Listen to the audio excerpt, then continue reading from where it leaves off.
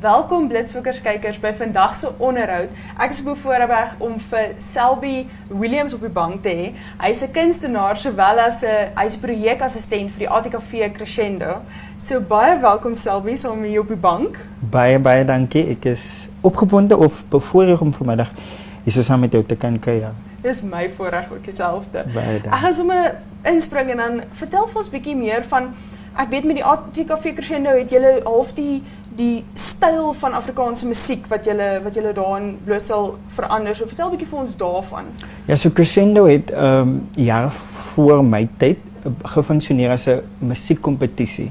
En die elemente het so bietjie verander na meer van 'n mentorskap fokus en dan ook baie gefokus op ontwikkeling. En jy het gepraat oor ATKV, die musiek. So die hart van ATKV